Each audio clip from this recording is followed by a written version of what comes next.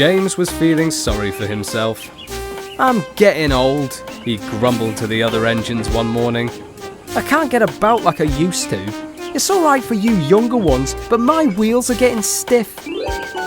Edward, Gordon and Henry had all been on the Fat Controller's railway for much longer than James, but they didn't say so. At last, Henry got tired of James's complaints. "Poor old Groaner," he said. "It's no use you just sitting there moaning. Why don't you tell the Fat Controller that you're past it?" James didn't like that idea. Not all old engines, so he had heard, were preserved. Some, they said, were sold for scrap. "Best not," he said nervously, shuddering a little at the thought.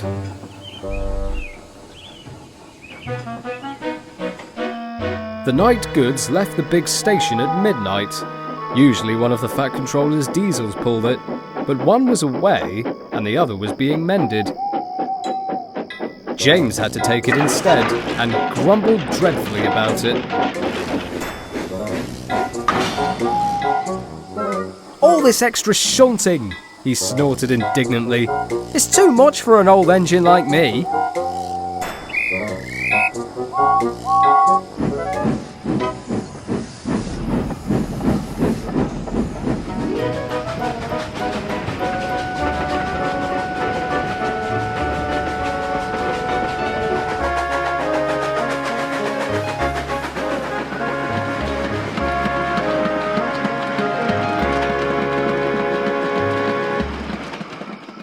A few days later, an inspector came to the shed. "People who live near the yard are complaining," he said. "They say there's a sort of groaning noise that's been keeping them awake at night." "I don't remember hearing anything," said James's driver. "We were there until midnight." "That's right," agreed the inspector. "That's when they say it's stopped."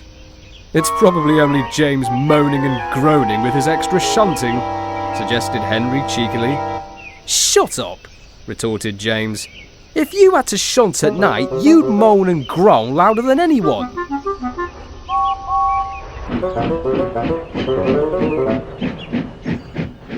That night, James's driver and fireman listened carefully.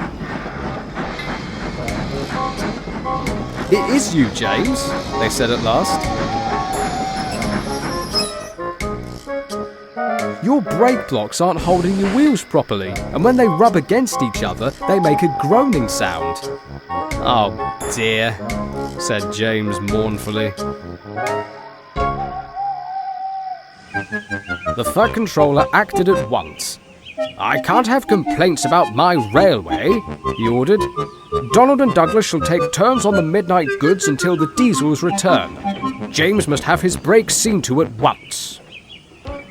James was pleased not to have to pull the midnight goods, and even happier at not having to shunt in the night. But even though his brakes were mended, the nickname of Old Groaner stuck for several weeks afterward.